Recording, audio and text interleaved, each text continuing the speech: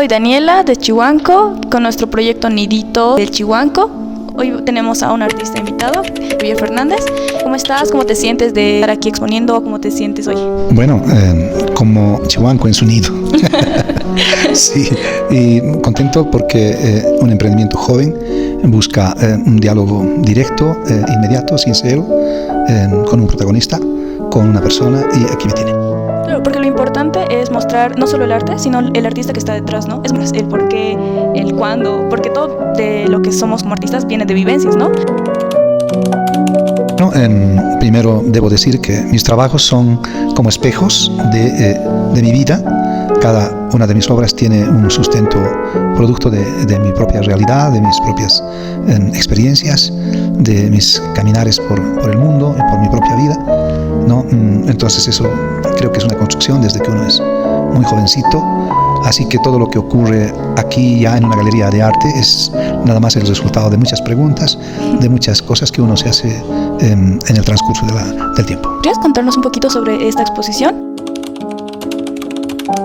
Sí, bueno, El abandono festivo es un título que el galerista de aquí de Altamira ha puesto a mi obra como una visión particular de lo que él siente de cada uno de mis trabajos. Y bueno, dice muchas cosas, muchas verdades que es normal, o sea, somos seres humanos y con nuestras emociones, con todo lo que pensamos y sentimos, alguien siempre se sintoniza y te puede decir qué pasa contigo, si estás feliz o estás un poco deprimido, cosas así. En realidad, el título que yo le puse a esta exposición es Agua, así en el cielo como en la tierra, ¿no? ¿Y por qué? Porque es un homenaje al agua, y al agua con las acuarelas, y porque tengo diversidad de temas que he pintado en esta exposición. Ya no hay una dirección teórica o un tema específico a partir del cual trabajar, ¿no? Pero sí ahí está el agua, y también otro elemento fundamental que me ha interesado desarrollar en esta muestra, que es la luz, ¿no? Entonces, agua y luz son los elementos que conforman esta exposición. Sí, en muchas de las obras que vimos, vamos a observar que se puede ver el reflejo del agua, se puede sentir la neblina. Entonces, tú reflejas justamente lo que estás diciendo. Cuando yo vine a la inauguración sentí eso, sentí la humedad de los cuadros, por decirlo así. ¿Por qué el uso de la acuarela? Tú eres un maestro de la acuarela, muy bien conocido por todos nosotros como tus estudiantes, por otros maestros. ¿Por qué has llegado a la acuarela? Bien, son amores, ¿no? O sea, el arte siempre tiene que ver con una proximidad, ¿no? No significa que yo no pinte otras técnicas, que también lo puedo hacer, tal vez no como artista, tal vez como profesor, estoy obligado a conocer todas las demás técnicas, pero mi relación con el agua es muy profunda, ¿no? O sea, no necesariamente con la acuarela como tal, sino con el agua. Ya, a veces tenemos relaciones con el aire, con los elementos, ¿no? El fuego, lo que fuera, pero yo he escogido esa relación con el agua porque el agua siempre me ha parecido lo más importante de la vitalidad del ser humano, ¿no? O sea, uno puede vivir sin pan, pero sin agua no puede vivir, ¿no? Entonces, que se sienta la presencia del agua, no solamente en la pintura, sino en la música, en la poesía, en las actividades cotidianas, en la calle, etcétera, es genial. O sea, la gente odia la lluvia, aborrece la lluvia, pero no faltan los locos que transitan las calles un poco desnudos, inclusive porque quieren sentir la caricia del agua, ¿no? Entonces, yo creo que esa relación con el agua, que es hasta prenatal, ¿no? Yo creo que se queda en alguna gente, se quedó conmigo, ya es mi nexo fundamental con la vida, ya, y mientras yo esté aquí, pues voy a defender seguramente a rajatabla el agua. Sí, tienes razón, ¿no? Venimos del agua, ¿no? Sí. Cuando estamos en el vientre de nuestras mamás estamos nadando, sí. Venimos del agua. ¿Qué nos marca, no? O sea, en la vida tal vez los momentos felices no son tan determinantes como los momentos complicados, difíciles, ¿no? Entonces, uno puede tener muchas experiencias a lo largo de su vida, así de diferente índole, pero lo que realmente te marca es lo que te lastima, ¿no? Ya, nadie puede hablar, por ejemplo, de la felicidad si no ha estado antes en el pozo de la depresión, ¿no?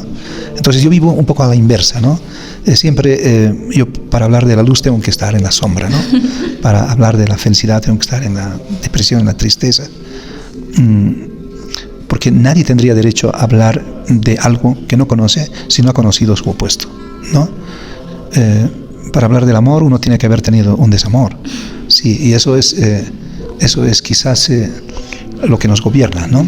Y sí, o sea, tal vez hay cosas que uno no quiere recordar en su vida de lo difícil que pasó, lo que fuera, porque son cosas determinantes, ¿no? Son cosas irrepetibles además, ¿no? O sea, por ejemplo, la muerte de algo que tú has esperado toda tu vida, ¿no?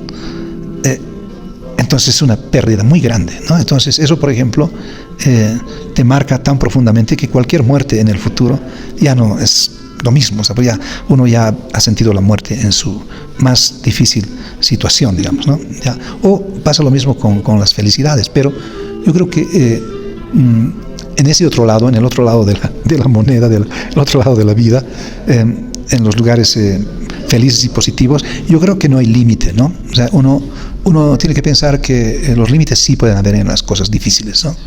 Lo otro, bueno, es abierto ya, ¿no? O sea, te puede pasar cualquier cosa, pero te va a significar algo positivo, ¿no? Lo otro es la oscuridad, es la sombra, le podemos llamar la muerte, ¿no? ¿Ya? Mucha gente piensa que eso es lo más complejo, lo más difícil, y lo real, lo único seguro en la vida es la muerte, ¿no? Entonces todo lo demás puede pasar, pero cuando pasa la muerte, digamos, listo, nada más, no hay experiencia, no hay nada, pero yo creo que hay que hacerle un guiño a la muerte, ¿no? Yo creo que hay que enamorarle a la muerte. Es la mejor manera de vivir, ¿no? Porque si la muerte está enamorada de ti, no va a dejar que te mueras. Eso es muy cierto, muy profundo lo que nos dices, ¿no? Qué importante es hablar con el artista realmente, con el sentimiento, con el corazón. Qué bonito esto que nos dices de el conocer para expresar, porque no podemos hablar de algo que no sabemos. Me voy a quedar muy bien marcada con esa frase. Bien. ¿Qué consejo le puedes dar a los futuros artistas, a los artistas que estás formando? Cualquier actividad humana implica muchas actitudes, ¿no? Pero fundamentalmente una, ¿no? Y es la voluntad de querer ser o hacer algo, ¿no?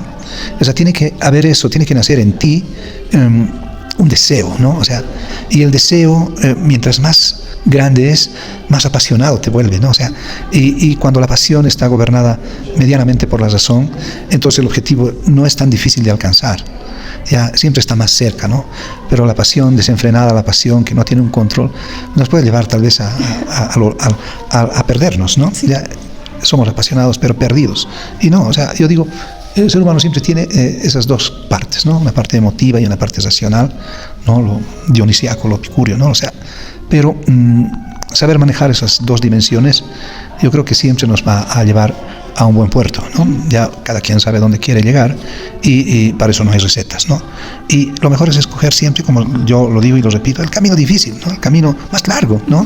Porque es el que te permite conocer mejor las cosas, ¿no? Y el que da más experiencia. Claro, ¿no? por supuesto. Además, si tienes un atajo o una cosa así, no pasa nada, vas a llegar al mismo lugar, sí, pero no estará bello, ¿no? O sea, yo quiero llegar a Tarija, pero viajando por Cobija, ¿no? Digamos, ¿no?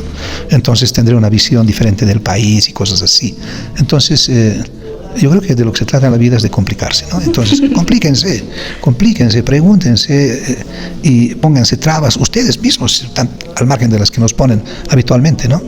Y eso siempre nos va a cuestionar, nos va a dar la oportunidad de preguntarnos, de pensar en resolver las cosas y cosas así. ¿Ya? Último, quería que nos expliques alguna de tus obras.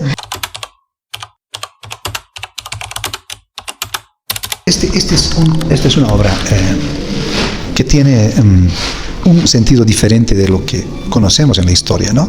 Este es un caballo, la obra se llama Troya, y es un caballo de Troya, sí, no está hecho de madera, y adentro también tiene gente, como el caballo de Troya de la historia nos cuenta, ¿no? Y nosotros sabemos que de ahí salieron guerreros, ¿no? Y salieron guerreros para luchar, pelear, lo que fuera. En este caso, este caballo también recibe gente, está entrando la gente, y una vez que están saliendo, salen aves, ¿no? Entran seres, no sabemos cómo, pero los que salen son seres libres, ¿no? Entonces, más o menos tiene una relación con que uno debería tener en su propia vida algo así como un caballo de Troya y convertirse en un ser libre, ¿no? O sea, proyectarse hacia la libertad de todo, de pensar, de actuar, de hacer, de decir y de lo que fuera.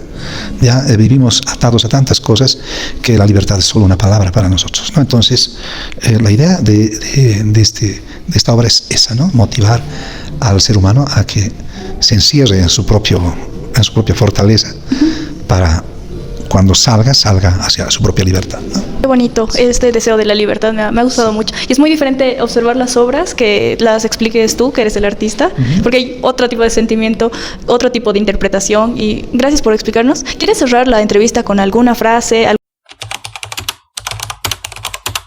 Siempre es complicado porque uno quisiera escoger la palabra precisa, ¿no?